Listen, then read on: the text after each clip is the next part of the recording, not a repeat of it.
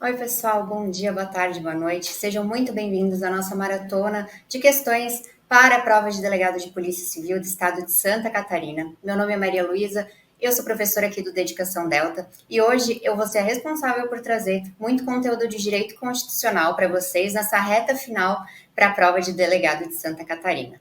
Bom, primeiro peço que vocês se inscrevam no nosso canal. Durante essa semana vão ter diversas aulas para esse concurso, diversas matérias, e essa reta final é hora da gente focar totalmente na nossa prova e fazendo muitas questões a fim de ver qual que é o perfil da banca, os assuntos mais recorrentes que ela cobra. A FGV gosta muito de casos concretos, jurisprudências ali dos últimos 2 anos, principalmente em 2023, caíram, né, questões com muita jurisprudência, e eu trouxe aqui alguns assuntos que são recorrentes em questões da FGV em direito constitucional. E vamos começar. Curtam esse vídeo e se inscrevam no nosso canal e ativem o sininho, porque essa semana vem muito conteúdo bacana para essa nossa prova. Bom, vamos começar a nossa maratona. E eu começo com a primeira questão, que foi objeto de cobrança no concurso de delegado de Polícia Civil no estado do Amazonas. Essa questão ela versa sobre a teoria da Constituição e as classificações. Após uma revolução que culminou com a derrubada do regime anterior, o grupo político dominante do país Alfa resolveu solicitar que uma comissão de notáveis elaborasse um projeto de Constituição, submetendo ato contínuo a referendo popular.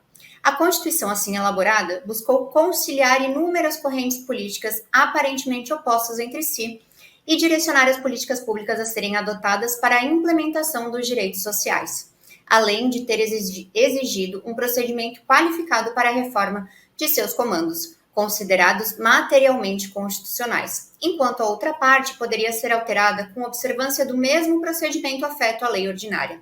Por fim, observa-se que essa Constituição era demasiado extensa. A Constituição assim descrita é classificada como...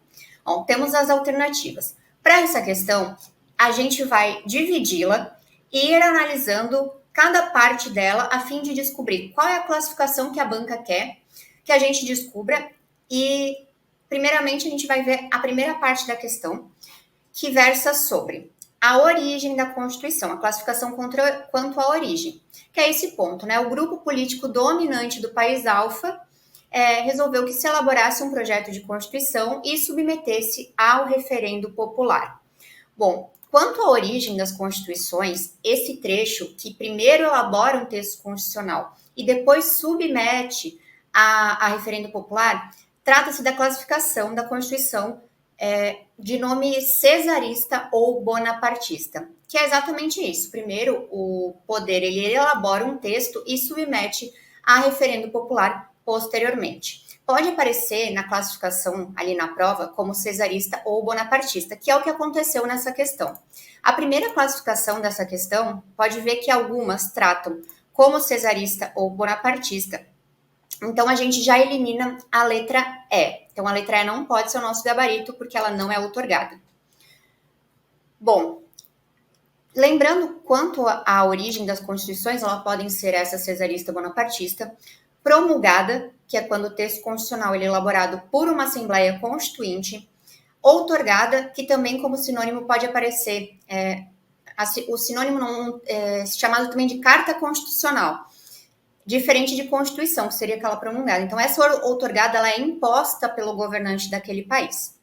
E a pactuada decorre de um pacto entre duas forças políticas rivais. É feito um acordo entre elas e feito uma nova Constituição. Essas são as 4 classificações que podem aparecer na sua prova quanto à origem. Vamos para a análise da próxima. Então, a gente já descobriu que quanto à origem, essa Constituição ela é cesarista bonapartista. A Constituição ela buscou conciliar inúmeras correntes políticas aparentemente opostas entre si. Isso diz respeito à ideologia da Constituição. Quanto à ideologia, ela pode ser ortodoxa ou eclética. A ortodoxa, ela utiliza apenas uma ideologia, enquanto a eclética, ela é exatamente o que a questão fala. Ela coloca dentro do seu texto correntes políticas que são aparentemente opostas entre si. Essa classificação como eclética, ela pode aparecer também como compromissória, que é o caso dessa Constituição. Então, a compromissória, ela pode aparecer aqui na A ou na B. Então, a gente já elimina a ortodoxa, porque a ortodoxa é aquela que só tem uma ideologia, e a pragmática. O próximo ponto refere-se ali às políticas públicas a serem implementadas. A Constituição, ali, ela direcionou as políticas públicas. Quanto à finalidade da Constituição, ela pode ser garantia, dirigente ou balanço. Bom, a Constituição garantia, que é onde tem ali na questão a diferença entre garantia e dirigente. Na garantia, se prevêem mais direitos no sentido de abstenção do Estado, se prevêem liberdades públicas e limitação do poder do Estado de agir. Já quanto à Constituição Garantia, ela tem a prevalência de normas programáticas que direcionam a atuação do poder público ali no futuro. E essa Constituição, ela, conforme aqui na questão traz, ela direcionou as políticas públicas para serem implementadas, referente ali aos direitos sociais. Então, uma característica da Constituição dirigente. Aqui a gente já elimina, então, e a gente já acha a nossa resposta. Vamos só continuar para obter a classificação completa. Quando a Constituição ela prevê um procedimento qualificado para a reforma de parte de seus comandos e a outra parte ela pode ser alterada por um rito igual à da legislação ordinária, a gente está diante de uma classificação de Constituição semi-rígida. Então, semi-rígida porque uma parte ela vai ser alterada por um procedimento mais dificultoso e a outra por um procedimento igual à da lei ordinária, mais flexível. Então, quanto à alterabilidade da Constituição, a gente tem a Constituição imutável, que é aquela Constituição que ela não prevê ali uma possibilidade de alteração. A rígida, que é a que tem disposições que só podem ser alteradas por meio de um procedimento mais dificultoso que a legislação ordinária. A semi-rígida, que é o caso da questão que parte vai ser por um procedimento mais dificultoso e a outra parte pelo mesmo procedimento que as leis ordinárias. E temos também a flexível, que ela pode ser totalmente alterada por um procedimento mais tranquilo, né? O mesmo procedimento das leis ordinárias. E há aquela parte da doutrina que considera que a nossa Constituição de 1988 ela poderia ser super rígida, porque além de ter um procedimento mais dificultoso para que se altere a nossa Constituição, ela ainda tem cláusulas que não podem ser alteradas, que são as cláusulas pétreas, ali presente no artigo 60, parágrafo 4º. É uma classificação que pode aparecer na sua prova também, então ali a gente tem que ver qual é a mais correta, né? Mas fiquem atentos a essa possível pegadinha aí da banca e colocar como super rígida, tem doutrina que diz que a nossa seria super rígida. Por fim, a Constituição ali, a Constituição da nossa questão, ela era demasiadamente extensa. Então, a extensão da Constituição, quanto à sua extensão, a classificação ela pode ser analítica ou sintética.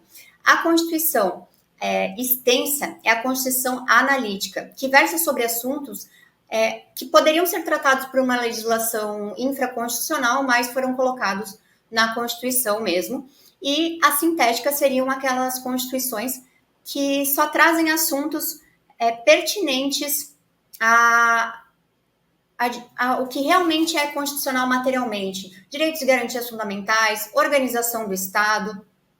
Então, prestem atenção também nessa parte de normas materialmente constitucionais. Geralmente, a sintética traz só essas normas de organização do Estado e liberdades fundamentais.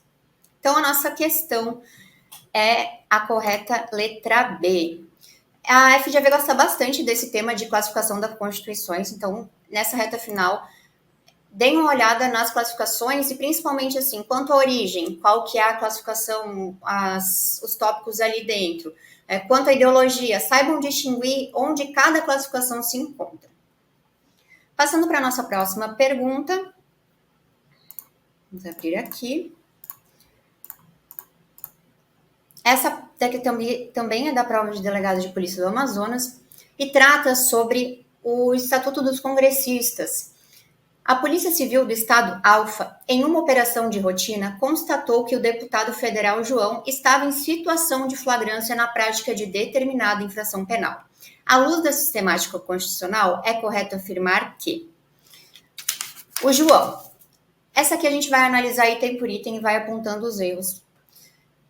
Letra A. Não pode ser preso, salvo com autorização prévia da respectiva Casa Legislativa, mas o processo penal não carece de autorização para ser iniciado. Bom, essa questão está errada, essa alternativa, porque nos casos de flagrante delito por crime inafiançável, os deputados federais e senadores, eles podem sim ser presos em flagrante. Então, quando for crime inafiançável, é possível a prisão em flagrante desse deputado. Então, nesse caso, A está errada. Então, não pode ser preso, está errado. Letra B. Deve ser preso em flagrante qualquer que seja infração penal e os autos serão remetidos à Casa Legislativa que resolverá sobre a prisão, devendo ainda autorizar o início de eventual processo penal. Errada, né? Acabamos de ver que para crime inafiançável é possível ser preso em flagrante, mas o texto constitucional, ali no artigo 53, parágrafo 2º, só remete a crime inafiançável. Então, não é qualquer que seja a infração penal. Letra C. Deve ser preso em flagrante apenas se a hipótese for de crime inafiançável e os autos serão remetidos à Casa Legislativa que resolverá sobre a prisão, devendo ainda autorizar o início de eventual processo penal. Essa questão ela está errada e eu vou explicar que essa alteração foi decorrente de uma emenda constitucional, a Emenda Constitucional 35 de 2001.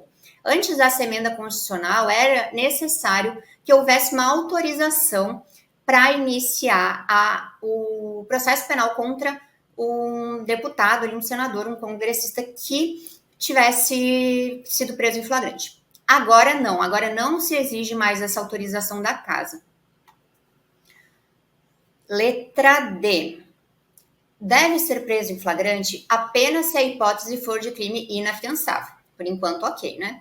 E os autos serão remetidos à Casa Legislativa, que resolverá sobre a prisão, mas o processo penal não carece de autorização para ser iniciado. Perfeito, questão correta conforme a gente já viu. Crime inafiançável pode ser preso em flagrante, os autos vão ser remetidos à casa que ela vai decidir sobre a prisão, mas não é uma autorização para o processo ser iniciado, é só referente à prisão daquele congressista.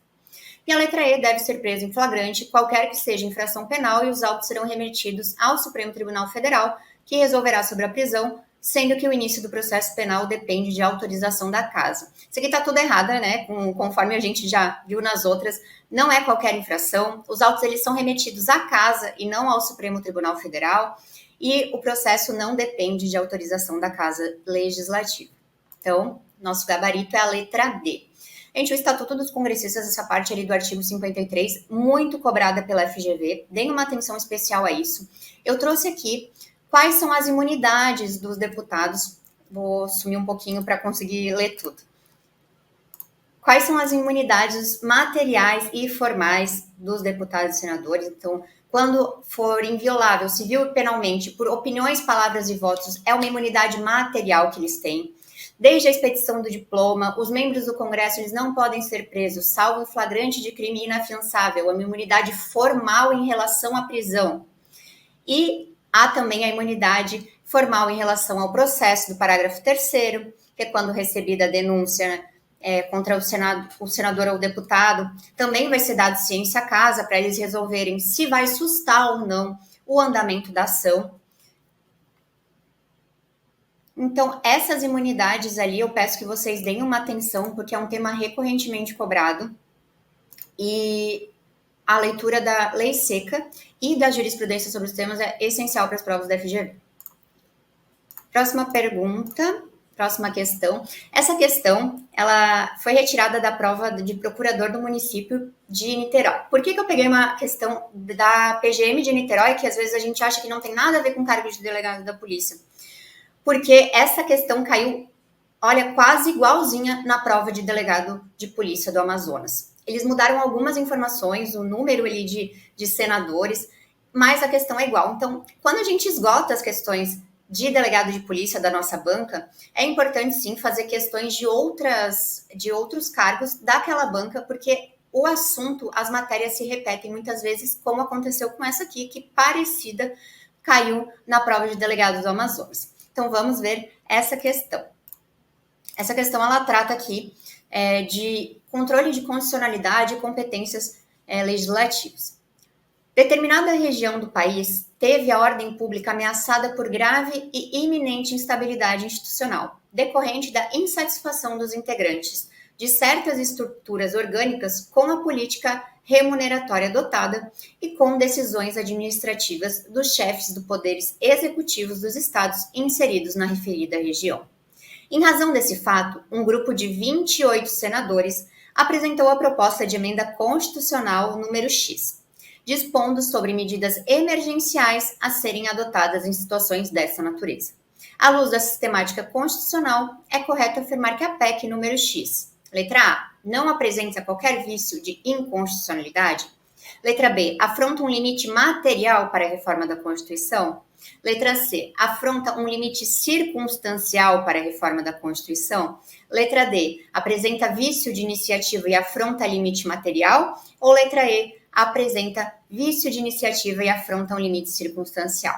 Essa aqui também a gente vai analisar ponto a ponto como um todo para entender um pouquinho sobre a questão da inconstitucionalidade formal, material que pode ocorrer. Primeiramente, esse número de 28 senadores. Esse número de 28 senadores, ele quer saber se bate com aquele número previsto lá no artigo 60 dos legitimados para propor uma emenda à Constituição.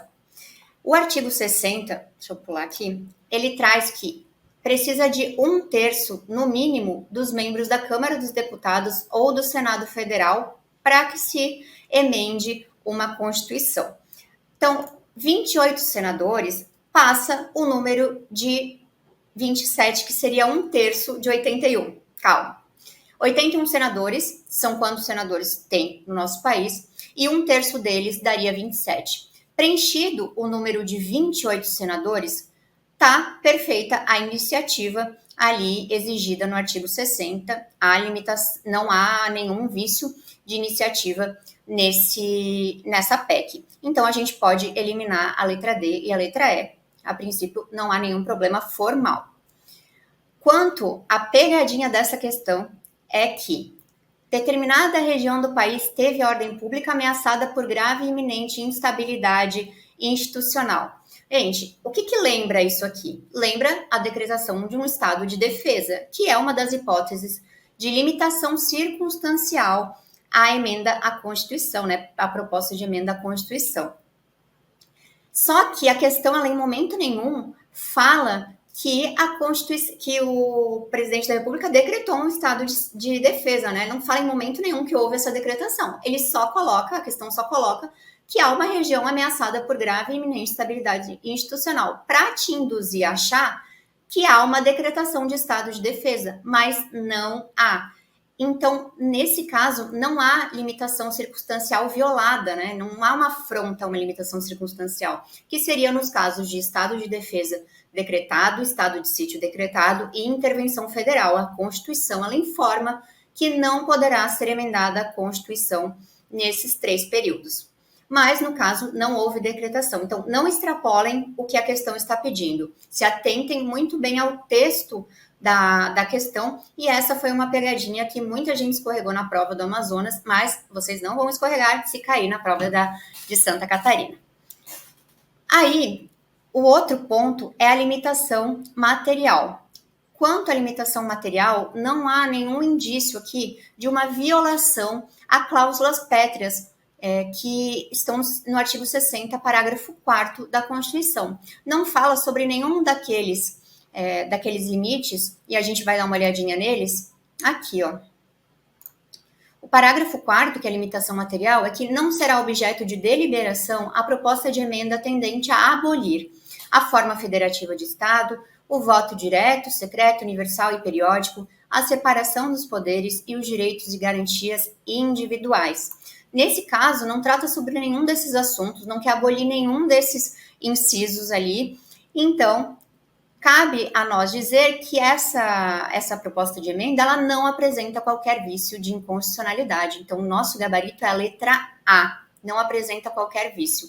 Então, essa questão ali do estado de defesa não decretado, mas uma indução, é muito importante. Não extrapolem a questão, o que a questão está dizendo, não tirem conclusões ali, se atentem bem ao texto. Não está dizendo que teve estado de defesa ou estado de sítio decretado, então, não teve nada, é só um período ali, pode ser um período de calamidade pública, um período de instabilidade, mas tem que estar expresso que foi decretado um estado de defesa ou um estado de sítio, para que se considere que possa haver uma afronta a uma limitação circunstancial. Artigo 60, extremamente importante a leitura aí nessas últimas semanas, coloquem na agenda, ali no cronograma de vocês, para dar uma passada e lembrar quais são as limitações formais, as circunstanciais e a material, né? Então, o artigo 60 é uma limitação formal referente à iniciativa da proposta. O parágrafo 1º, que diz que não pode ser emendada na vigência de intervenção federal, estado de sítio ou de defesa, é circunstancial. Existem a formal referente às outras partes do processo, né? A votação em 2 turnos, considerada aprovada se obtiverem ambos 3/5 dos votos, né, em cada casa, e a limitação formal, que é a promulgação pela mesa da Câmara dos Deputados e do Senado Federal, e há também, além da limitação material, outra limitação formal, que é essa do parágrafo 5º, que é a matéria constante de proposta de emenda, rejeitada ou havida por prejudicada, não pode ser objeto de nova proposta na mesma sessão legislativa. Então, também é uma limitação formal. Eu coloquei aqui estruturado, dei mais uma passadinha de olho para lembrar quais são as formais e as materiais. Artigo 60, ótimo para cair, e a FGV gosta muito. Vamos para a próxima questão, também da prova de delegado de polícia do Amazonas, controle de constitucionalidade, também um dos queridinhos da FGV. Eu sugiro dar uma passada também nesse assunto ali, na última semana da prova, para estar bem fresco, porque tanto pode cair na objetiva, como uma aposta também para a discursiva. Então, vamos ler a questão. O procurador-geral do município Alfa reuniu-se com o prefeito municipal e o presidente da Câmara Municipal para informar que determinada entidade de classe de âmbito nacional ingressara com arguição de descumprimento de preceito fundamental, na qual sustenta a inconstitucionalidade da Lei Municipal número XX de 1987. Gravem esta data. Em razão de afronta a princípios fundamentais da Constituição da República, almejando que isso seja declarado pelo Supremo Tribunal Federal. Ao responder às perguntas formuladas, o Procurador-Geral do município informou corretamente que... Então, vamos fazendo ponto a ponto esta questão. Letra A. A DPF não seria conhecida, pois a entidade que a ajuizou não tem legitimidade para fazer. Essa questão está errada. Por que está errada? Os legitimados para ingressar com a ADPF são os mesmos legitimados para ingressar com a ADI, né, ali no Supremo Tribunal Federal. Então, a entidade de classe de âmbito nacional, ela consta como legitimada no rol ali da propositura da ADI. Então, ela também poderá propor a ADPF. Então, quanto ao legitimado, não tem nenhum erro na propositura. Então, essa aqui está errada por causa desse não tem legitimidade. A lei municipal, a letra B, a lei municipal número XX não poderia ser submetida, nas circunstâncias indicadas, ao controle concentrado de constitucionalidade perante o STF. Aqui está errada porque ela poderia sim. Diferentemente do que acontece na ADI e na ADC, né, nas ações declaratórias de constitucionalidade e na ação direta de inconstitucionalidade, a lei municipal ela pode ser submetida a controle concentrado por ADPF quando ela violar a Constituição Federal.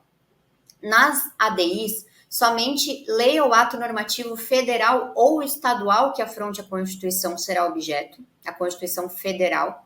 E na ADC, somente de dispositivo de lei ou ato normativo federal poderá ser submetido à ação declaratória de constitucionalidade. Só que na ADPF, a lei municipal que afrontar a Constituição, ela pode sim ser objeto, inclusive, se anterior à Constituição. Então, nesse caso, vocês podem ver que essa lei municipal, ela é anterior à Constituição, e por isso eu falei para dar uma olhadinha na data, não esquecer a data. Então, atos normativos anteriores à Constituição também podem ser objeto de ADPF, né? Então, essa questão está errada, porque ela poderia sim ser submetida a controle concentrado por ADPF. Letra C. A procedência do pedido somente produzirá efeitos em relação às situações concretas descritas na ADPF, não afetando a vigência da Lei Municipal número XX. Bom, essa questão está errada também, e aqui eu quero lembrar uma coisa. Quando as normas anteriores à Constituição são submetidas a um controle concentrado de constitucionalidade perante o STF, o que se faz ao declarar aquela norma inconstitucional não é uma inconstitucionalidade, bem dizendo, porque a inconstitucionalidade ela se refere a normas posteriores à Constituição. Quando a norma for anterior, o STF, ali, se for o caso de controle concentrado, como na DPF aqui, ele vai fazer um juízo de recepção ou não com a Constituição. Então, nesse caso, o juízo ele é de não recepção ou recepção, haja vista que essa lei municipal é de 1987, então anterior à nossa Constituição. E aí, quanto aos efeitos, que é o erro dessa questão aqui de não afetar a vigência, isso aqui está errado, porque esses efeitos da DPF também vai ter efeito vinculante, efeito erga omnes, e vai se referir ali aos efeitos retroativos da norma. Então, ela vai afetar a vigência e a lei vai ser considerada não recepcionada e não tendo mais ali a sua vigência no nosso ordenamento. Então, também errada. Letra D. Ainda que o pedido seja julgado procedente, com a declaração de inconstitucionalidade da Lei Municipal número XX, o Poder Legislativo pode aprovar outra lei de idêntico teor. E aí, gente? Esse é o gabarito da nossa questão. Letra D, perfeita. Aqui eu já vou ler a E e a gente vai entender essas duas questões juntas, porque eu trouxe uma revisãozinha aqui para vocês. A procedência do pedido obstará que o Poder Executivo pratique atos administrativos com base na lei impugnada e que o Poder Legislativo edite outra lei com o mesmo teor. Essa parte final está errada. O Poder Legislativo ele pode adotar outra lei, ele pode legislar outra lei com o mesmo teor. E por que ali a letra D é o nosso gabarito, e por que existe isso, né? O que é a fossilização da Constituição? Bom, se o efeito vinculante, quando a gente olha na Constituição, o artigo 102, parágrafo 2º, o efeito vinculante de uma decisão em sede de ADI, ADC ou ADPF, ela vincula todos os órgãos da administração pública, vincula o Poder Judiciário, salvo o STF no plenário, e o Poder Legislativo, ele não fica vinculado.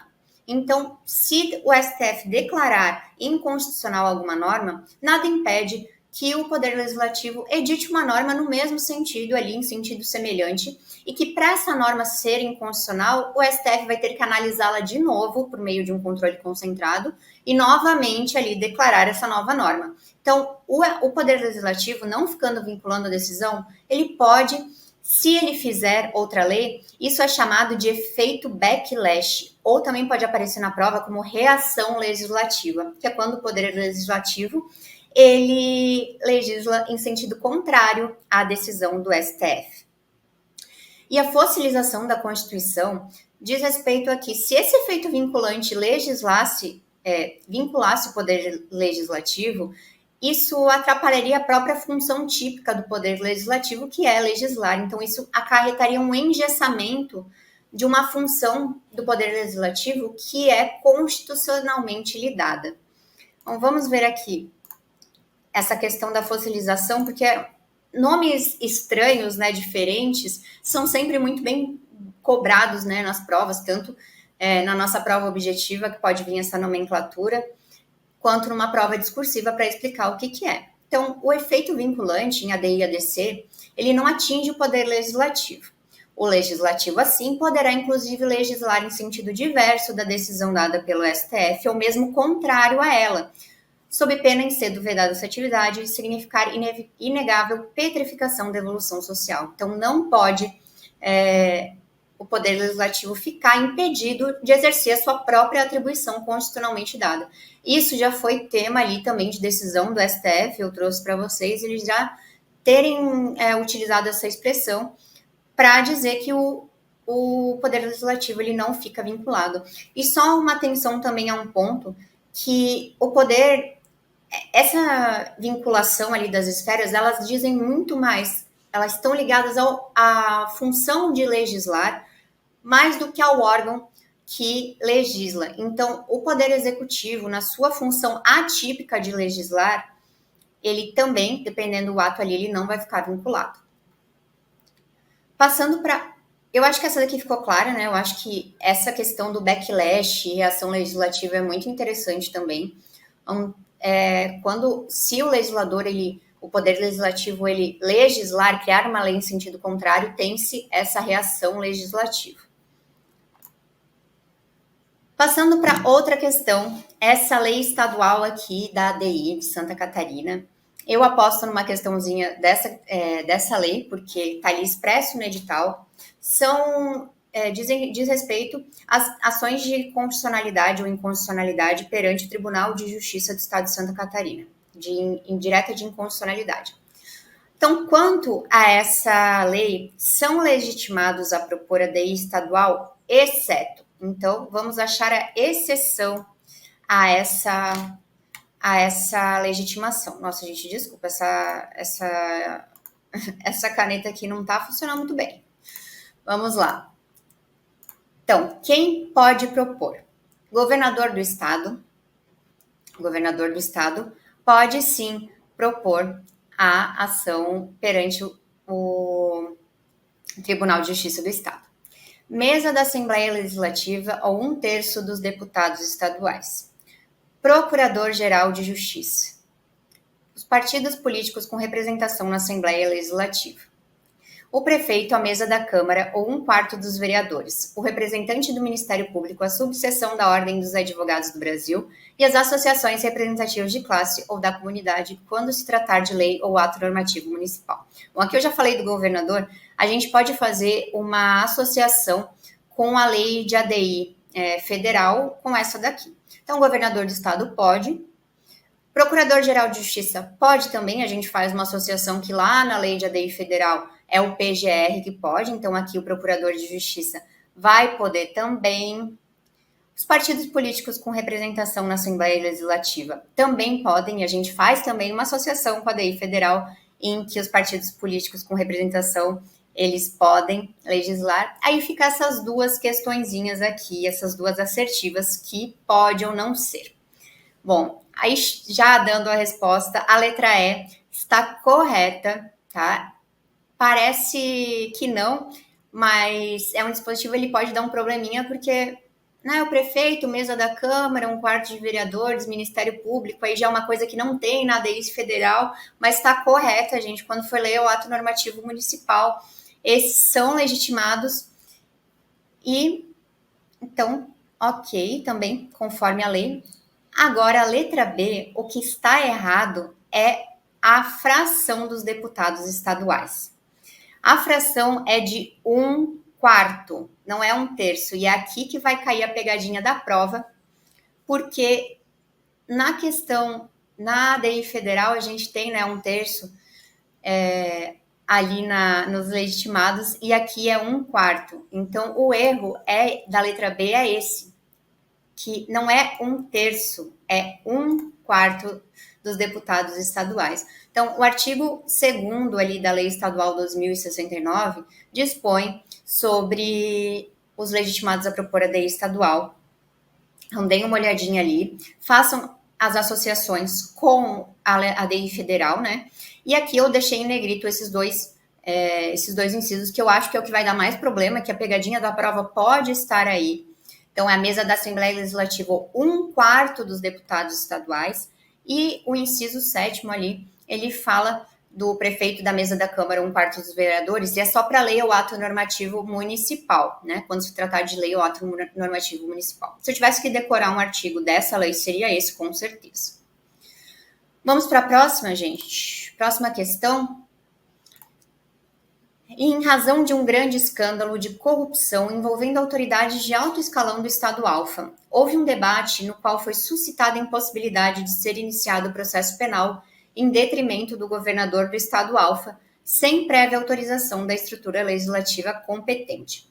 Considerando os balizamentos estabelecidos pela sistemática constitucional, é correto afirmar que a referida autorização é.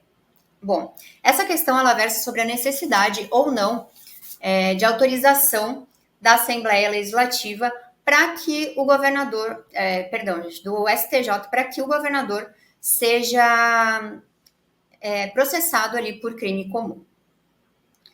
Vamos vir questão por questão. A primeira eu já vou acabar dando a resposta das outras, porque eu tenho que explicar isso antes da gente prosseguir.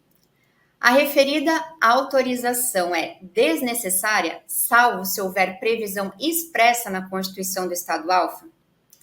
Então, correto, né? Quanto à primeira parte, desnecessária, realmente ela é desnecessária. Salvo se houver previsão expressa na Constituição? Não, gente. Ela não pode ter previsão expressa na Constituição sobre essa autorização, porque qualquer norma nesse sentido, ela vai ser inconstitucional. Então, apesar da autorização ela ser desnecessária, não é por essa justificativa. Não tem como a Constituição estadual ela prever isso, porque essa necessidade de autorização, esse poder ali que se dá à Câmara dos Deputados, no caso do presidente da República na Constituição, é somente para o presidente da República. Não tem nenhum dispositivo que verse sobre necessidade de autorização da Assembleia Legislativa para que o governador seja submetido a julgamento pela STJ. Então, a nossa questão aqui está errada por essa parte aqui, né? Salvo se houver previsão, não. Qualquer previsão nesse sentido vai ser inconstitucional. Letra B. Necessária por força do princípio da simetria, ainda que essa exigência não esteja expressa na Constituição Estadual? Falso, gente. Errada essa questão. Primeiro que a gente já viu que é desnecessária. Segundo, porque o STF, quando ele julgou que seria inconstitucional qualquer norma estadual que prevesse a necessidade de autorização para que o governador fosse submetido a processo perante o STJ, o STF decidiu que não era caso de simetria. Então, não se aplica aos governadores e também pode usar ali também para não se aplicar a prefeitos. Então, não pode ter essa previsão e não é o caso de simetria. Então, necessária não, ela é desnecessária. A letra C também, a gente não vai marcar, porque ela está falando já que é necessária, que decorre de previsão constitucional expressa enquanto emanação dos princípios da separação dos poderes. A gente já viu ali, vendo as outras, que não tem previsão expressa para exigência ali de autorização para o governador. O que tem é no artigo 86, que demanda a autorização da Câmara dos Deputados para submeter o presidente da República, o chefe do Poder Executivo Federal, mas não quanto ao governador. Então, letra D, desnecessária, pois a Constituição da República, não contempla a regra que autorize a previsão dessa exigência em relação ao governador do estado. E aí, gente? Esse é o nosso gabarito, né? Então, a previsão dessa exigência... A previsão dessa exigência, ela não está prevista na Constituição Federal. O STF já se manifestou sobre a inconstitucionalidade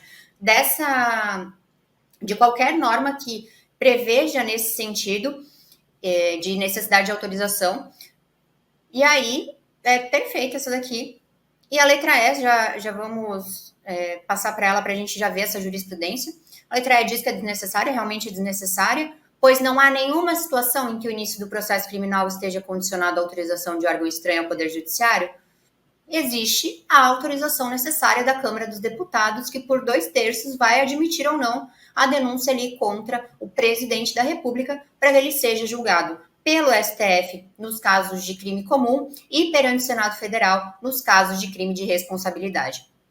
Então, falso, porque há sim uma situação prevista na Constituição, no artigo 86. Então, nosso gabarito, letra D. E aí eu trago essa jurisprudência para a gente relembrar. É uma jurisprudência de 2017, mas em razão dessa previsão ali, ela até contrariar um pouco a lógica, porque a gente pensa que é uma norma de reprodução obrigatória, que observa simetria, mas o STF ele já disse que não é caso de simetria. Essa regra ali de admissibilidade de autorização ali pela Câmara dos Deputados, pelo Poder Legislativo, é só para o presidente da República. Então, julgado do STF, não há necessidade de prévia autorização da Assembleia Legislativa para que o STJ receba denúncia criminal contra o governador do Estado. Se a Constituição Estadual exigir autorização da Assembleia Legislativa para que o governador seja processado criminalmente, essa previsão é considerada inconstitucional. Então, é vedada às unidades federativas instituírem normas que condicionem a instauração de ação penal contra governador por crime comum à prévia autorização da casa. Esse julgado aqui é bem interessante da gente dar uma lida nele inteiro, não vou fazer isso aqui porque o nosso tempo é curto, infelizmente, mas deem uma olhada porque ele fala dessa questão de violação também à isonomia, se um governador ele é submetido e o outro governador, por não ter, governador de outro estado, né, por não ter previsão na Constituição do estado, ele não é submetido mediante autorização, então já quebra um pouco a isonomia. Também tem a questão de isso ali favoreceria a impunidade. Então, é um julgado bom para ser explorado numa discursiva, eu acho que vale a pena dar uma lida nele. Próxima questão, gente, questão sobre a Constituição Estadual. Outro artigo que, se eu precisasse decorar um só, seria só esse, que versa sobre as competências da Polícia Civil, né? Então, segundo a Constituição Estadual de Santa Catarina, a Polícia Civil, dirigida pelo delegado de polícia, subordina-se ao governador do estado, cabendo-lhe exceto. Então, quais são as competências da Polícia Civil do estado de Santa Catarina? Vamos ver. Letra A. A execução dos serviços administrativos de trânsito. Correto, gente.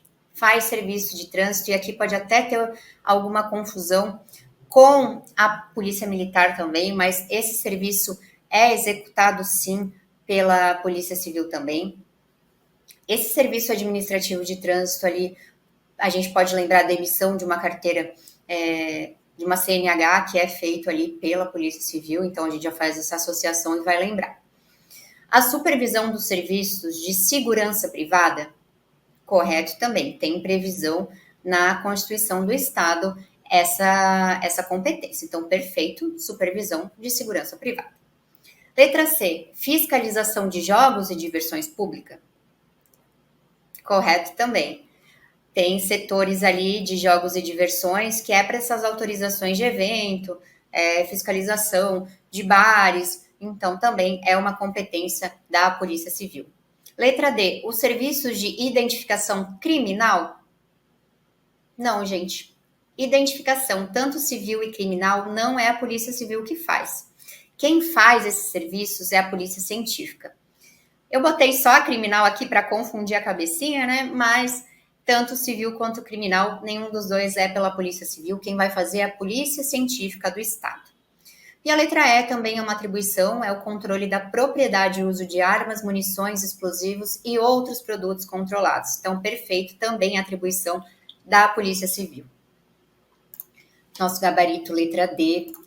Então, como eu disse, se eu tivesse que fazer uma decoreba, seria decorar esse artigo 106, que são as funções e competências ali da Polícia Civil, até para puxar a sardinha ali para nossa instituição.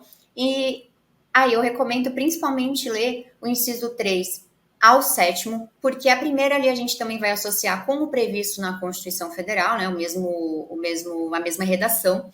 As outras ali que são um pouquinho mais complicadas, porque podem confundir com outras instituições, como a execução de serviços administrativos, às vezes acha que trânsito é competência da PM, mas esses incisos aqui versam sobre a competência da Polícia Civil, e ali o 109A versa sobre a Polícia Científica, que é quem vai fazer os serviços de identificação civil e criminal. Próxima questão, gente, essa questão ela é sobre intervenção federal e eu peguei uma jurisprudência porque não é uma nem duas decisões do STF que tem sobre isso, são várias. Então vamos dar uma olhadinha. A Constituição do Estado Gama, ao disciplinar a intervenção estadual nos municípios, restringiu a possibilidade de intervenção diante do não pagamento da dívida fundada. Com base no exposto e de acordo com o entendimento predominante do Supremo Tribunal Federal, a Constituição do Estado do Gama é inconstitucional, pois as constituições estaduais não podem acrescentar, mas tão somente restringir as hipóteses de intervenção estadual. Essa aqui tá errada, gente. As constituições estaduais, elas não podem nem acrescentar e nem restringir as hipóteses de intervenção estadual. O rol do artigo 35 da Constituição, ele é taxativo. Então, não pode criar outras hipóteses, nem restringir as hipóteses da Constituição Federal quanto às intervenções estaduais. Então, errada, porque não pode, então somente restringir, não pode nem restringir e nem aumentar. Então, constitucional, pois as constituições estaduais podem acrescentar ou restringir? Não, rol taxativo do artigo 35, não pode nem restringir, nem acrescentar.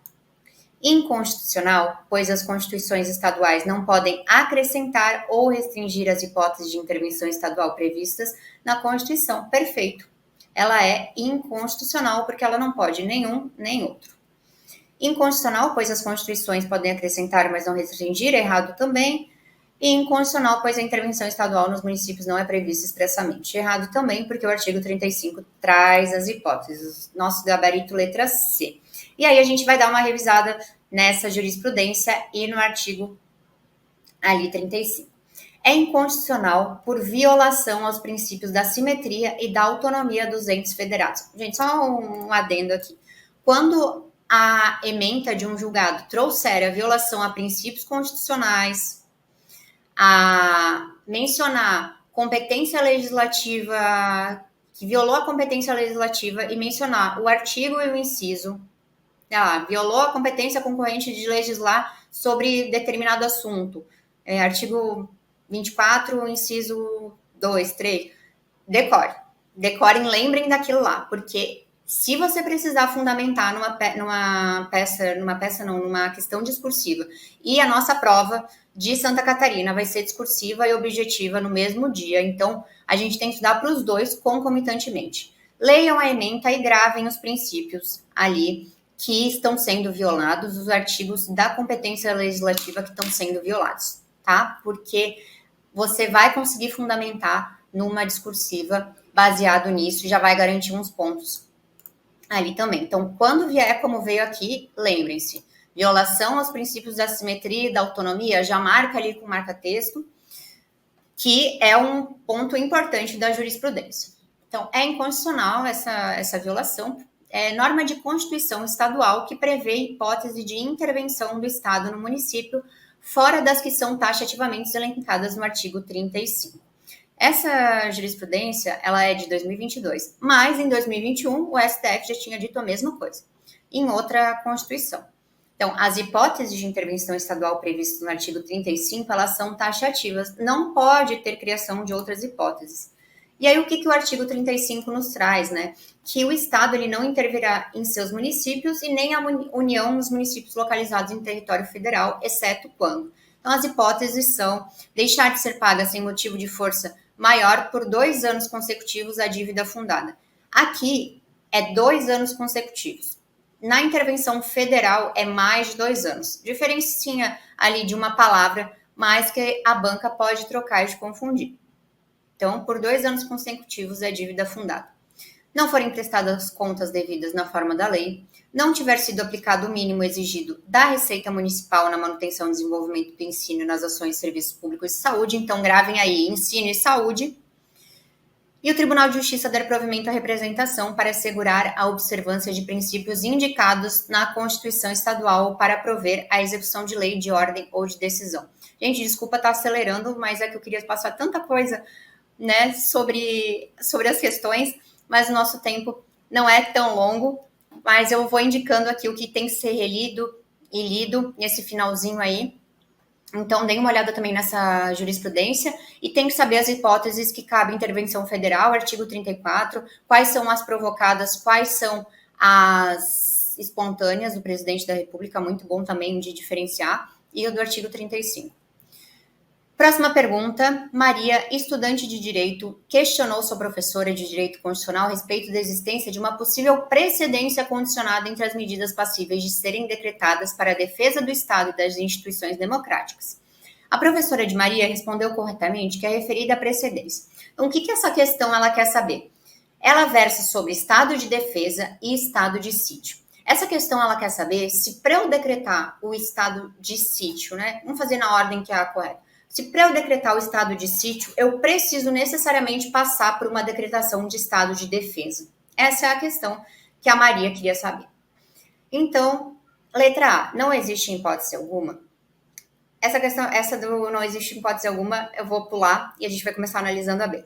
Sempre existe em relação ao estado de sítio e ao estado de defesa, de modo que este último, em hipótese alguma, pode ser decretado sem que aquele tenha se mostrado ineficaz. Bom, gente, aqui até tá trocada essa relação. A relação que poderia ser feito é que o estado de sítio ele pode ser decretado quando o estado de defesa ele falhar, mas o estado de defesa ele é uma medida anterior ao estado de sítio para determinadas situações. E aí essa questão ela está incorreta, né? Porque o que poderia ter acontecido, o que pode acontecer, é que o estado de sítio ser decretado após o estado de defesa, nos casos ali do 137, inciso 1. Então, essa letra B, errada. Letra C. Pode existir em relação ao estado de defesa e ao estado de sítio, de modo que este último, em algumas situações, somente pode ser decretado com a ineficácia de medida tomada naquele. Correto, gente. O estado de sítio, quando for ineficaz a medida tomada no estado de defesa, ele vai ser decretado com fundamento no artigo 137, inciso 1. A gente vai dar uma olhadinha depois nesse dispositivo. E aí, o estado de defesa ele vai ser decretado pelo presidente da República, lembrando só o estado de defesa decretado pelo presidente. O estado de sítio, o presidente ele vai solicitar autorização para o Congresso para decretar. Então, quando o presidente ele decretar o estado de sítio, ele vai ter um prazo de duração de 30 dias, ele vai poder ser prorrogado por 30 dias, e aí, se nesses 60, vamos dizer, não der certo, não sanar aquele problema que fundamentou a decretação do estado de sítio, poderá ser decretado o estado de defesa ali mediante autorização, né, do Congresso Nacional, e aí vai ser possível decretar com fundamento no inciso 1, quando forem insuficientes as medidas ali do estado de defesa, elas não foram capazes de sanar aquele problema. Então, a letra C é o nosso gabarito. A letra D pode existir em relação ao estado de calamidade pública ou estado de defesa, de modo que este último, em algumas situações, somente pode ser decretado com a ineficácia de medida tomada naquele. Gente, aqui não é o caso de analisar estado de calamidade pública, isso é outra situação. Aqui a gente está aversando o que pode ter relação ao estado de defesa e o estado de sítio, então eu não vou entrar no mérito da calamidade pública. Aqui não tem relação com o que a gente está estudando nessa questão ali, da questão das instituições democráticas de defesa do Estado. A letra E sempre existe em relação ao estado de calamidade, defesa e de sítio, de modo que a decretação da medida subsequente está condicionada à ineficácia da medida antecedente. É errado, né, gente? Não é sempre, até porque o estado, eu só quero fazer uma menção aqui, que o estado de sítio, ele vai ter hipóteses que ele não, e é o que a gente vai voltar na letra A, que não existe hipótese alguma, o estado de sítio ele pode ser decretado em questão de quando houver guerra declarada ou invasão estrangeira. Deixa eu abrir o artigo aqui já pra gente. Ai, gente, perdão, não tá aqui, mas é o 137.2, que quando for declarada a guerra, o estado de sítio ele vai poder ser decretado ainda que o estado de defesa não tenha sido decretado antes, né? Porque é uma situação excepcional.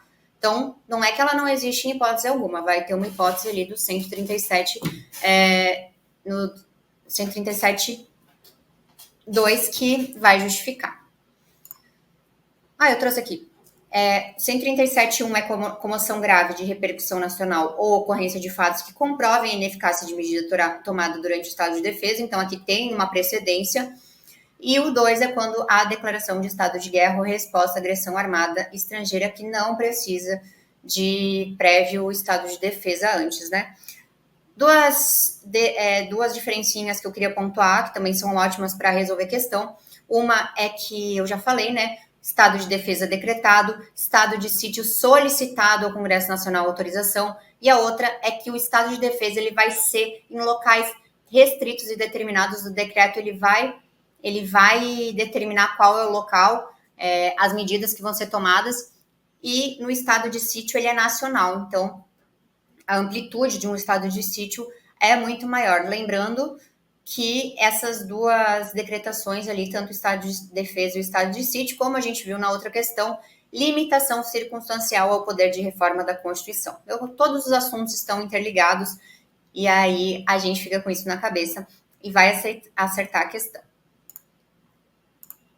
Próxima questão, essa a nossa última questão, quase acabando a nossa maratona. Essa aqui, muito boa e pode ser uma aposta para discursiva também, gente. Então, vamos olhar com atenção e carinho essa questão. O partido político Gama ajuizou ação de descumprimento de preceito fundamental perante o Supremo Tribunal Federal com o pedido cautelar para que os estados, o Distrito Federal e os municípios sejam obrigados, imediata e independentemente de adesão formal, a observar as diretrizes contidas no decreto que institui a Política Nacional para a População em Situação de Rua, determinar a formulação pelo Poder Executivo Federal, em prazo definido, no plano de ação e monitoramento para efetiva implementação da Política Nacional para a População em Situação de Rua, e C. Determinar aos poderes executivos municipais e distrital, bem como onde houver atuação dos poderes executivos federal e estaduais, que no âmbito de suas zeladorias urbanas e nos abrigos de suas respectivas responsabilidades, efetivem medidas que garantam a segurança pessoal e dos bens das pessoas em situação de rua dentro dos abrigos institucionais existentes. Na ação, o autor apontou diversas omissões do Executivo e do Legislativo que estariam acarretando violações aos direitos fundamentais da referida população. Então, a população de rua estava tendo uma violação maciça dos direitos fundamentais. O que isso lembra a vocês, né? Vamos ver as alternativas e entender aqui o que a questão pede. Diante do exposto e da jurisprudência do Supremo Tribunal Federal, o pedido requerido deve ser indeferido por violação ao princípio federativo, indeferido por violação ao princípio da separação dos poderes, deferido por estar-se diante de uma situação que configura o estado de coisas inconstitucional, indeferido por violação ao princípio republicano, deferido, mas a DPF não é a via adequada e sim a ação direta de inconstitucionalidade por omissão. Gente, quem souber essa tá bem atualizado, porque foi uma decisão recente aí de 2023, muito importante. Esse pedido, ele deve ser deferido por estar-se diante de uma situação que configura o estado de coisas inconstitucional. E por isso que eu falei da violação maciça de direitos fundamentais, e a gente já liga ali com o estado de coisas inconstitucional. Nosso gabarito é a letra C. Essa questão eu trouxe mais para a gente dar uma olhada para essa jurisprudência que é do Supremo Tribunal Federal. Essa medida cautelar ela foi deferida ali agora no finalzinho de 2023, entendendo que a situação da população de rua, ela no Brasil, esses moradores eles passam por uma violação maciça de direitos humanos, direitos fundamentais, que tem que ter uma atuação conjunta dos poderes. E aqui que ele menciona na questão até, essas medidas aqui foi o que estava ali na própria decisão. E o decreto a decisão ali que decidiu essa medida cautelar, ela versa sobre o estado de coisa inconstitucional, que nos remete àquela decisão que já tinha falado que o sistema penitenciário brasileiro ele passa por um estado de coisas inconstitucional, que é a violação maciça de direitos fundamentais, essa reiterada violação, a omissão do poder público, né, dos poderes do Estado, Legislativo, Executivo e Judiciário, em resolver essa situação, e que para resolver a situação do estado de coisas inconstitucional, é necessária uma atuação conjunta de todos os poderes. Então, essa medida cautelar, gente, vou até pedir desculpa porque acabou cortando ali, mas essa medida cautelar que foi deferida foi para reconhecer esse estado de coisas inconstitucional ali da população moradora de rua. Então, se cair uma questão parecida com essa, é deferido sim vai ser deferido esse pedido diante da jurisprudência do Supremo Tribunal Federal. Gente, 1 horinha, fechamos a nossa revisão, a nossa maratona. Eu espero que vocês tenham gostado, foi muito bom estar aqui fazendo essa maratona e passando para vocês um pouquinho aí de conhecimento e a gente se ajudando aí, essa prova que vai ser logo ali, né? Falta 2 semaninhas, então gás total nessa reta final. Estudem por questões da banca, da FGV, leiam as jurisprudências recentes e confiem na gente, vejam os outros vídeos das maratonas, né, das outras matérias. O que vocês quiserem, escrevam aqui nos comentários dúvidas que a gente vai respondendo sobre tanto quanto a matéria que foi feita, quanto os assuntos que foram feitos agora na nossa revisão, como qualquer assunto aí de direito constitucional que vocês queiram saber. Então, eu agradeço muito a atenção nessa 1 hora e bons estudos, boa prova, deem o seu melhor e até a próxima oportunidade. E vamos lá, continuem com a gente aqui no nosso canal, todo dia com um vídeo novo de maratona da FGV e das questões aí para delegado de polícia de Santa Catarina. Até a próxima!